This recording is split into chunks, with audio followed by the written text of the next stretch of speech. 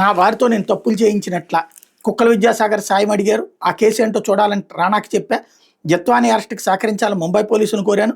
రాణా గుండి సీఎంఓకు రాక యాదృచ్ఛికమే. విచారణ సమయంలో పిఎస్ఆర్ జవాబులు. అధికారుల ముందు వింత వైఖరి, పేరుతో పిలుస్తూ మహానుభావ అంటూ తోచినట్టు వ్యాఖ్యలు, మీరంతా దొంగలంటూ రొసరొసలు అంటూ కుక్కల విద్యాసాగర్ అనే వ్యక్తి వచ్చి తనకు సహాయం చేయాలని అడిగాడు. ఆ కేసు ఏదో చూడాలని అప్పుడు విజయవాడ నగర కమిషనర్ కాంతి రాణాకి చెప్పాను. కింది వాళ్ళు తప్పులు చేస్తే నేనే జయించినట్టు అని.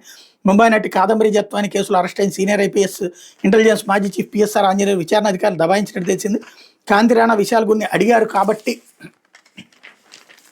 జత్వాని అరెస్టుకి సహకరించాల్సిన ముంబై పోలీసులకు కూడా ఫోన్ చేసి కోరినట్టు అంగీకరించినట్టు సమాచారం. అదే సమయంలో ఈ కేసులో నిందితుడైన ఆయన తానే బాస్ అన్నట్టుగా ప్రవర్తించినట్టు సమాచారం. పిఎస్ఆర్ మంగళవారం హైదరాబాద్లో అరెస్ట్ చేసిన అనంతరం విజయవాడలోని సిఐడి కార్యాలయంలో ఆయన ప్రశ్నించారు. కర్నూలు రేంజ్ డీఐజీ కోయ ప్రవీణ్, విజయవాడ సిఐడి ఆర్ఓ ప్రసాద్ కలిసి విచారణ జరిపారు. ఈ సందర్భంగా పిఎస్ఆర్ విచారణ అధికారిపై రొసరొసలాడుతూ మహానుభావాన్ని వ్యంగ్య వ్యాఖ్యలు చేస్తూ పేరుతో పిలుస్తూ వింతగా వ్యవహరించినట్టు సమాచారం. విచారణ సమయంలో తర్వాత ప్రశ్న ఏమిటో త్వరగా అడుగు ప్రవీణ్ అని రెట్టించినట్టు తెలిసింది. విచారణలో ఇచ్చిన వాంగ్మూలం ఆధారంగా రిమాండ్ రిపోర్టు తయారు చేసి పిఎస్ఆర్ చేతిలో పెట్టినప్పుడు దాన్ని చదువుకుని మీరెంతో దొంగలని నిందిస్తూ సంతకం చేసినట్టు విశ్వసనీయంగా తెలిసింది.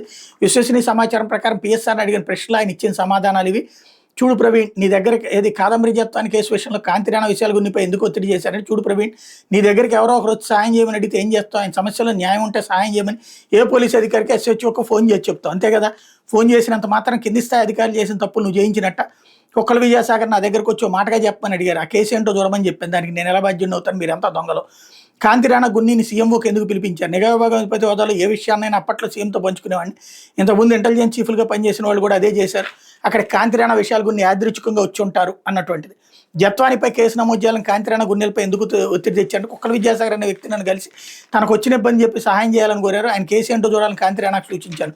ముంబై పోలీసులకు కూడా ఫోన్ చేసి సహకరించాలని అడిగారు కదా. ముంబైలో ఉండే జత్వానిపై కేసు నమోదు చేశాం, అరెస్ట్ చేయాల్సిందిగా ఉందని కాంతి రాణా విషయాల గురించి నాకు తెలిపారు. వాళ్ళిద్దరికి సహకారం అందించాల్సి ముంబై పోలీసులు ఫోన్ చేసి చెప్పాను. మీరు ఉపయోగించిన ట్యాబ్ ఎక్కడ? సర్వీస్లో ఉన్నంత వరకు సెల్ ఫోన్ తప్ప ట్యాబ్, ల్యాప్టాప్ ఏనాడు ఉపయోగించలేదు.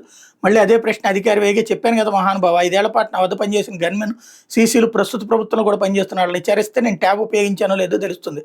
అవసరమైతే అప్పుడు సీఎంగా ఉన్న జగన్ ఇంటి సీసీ కెమెరాల ఫుటేజ్ని పరిశీలించండి.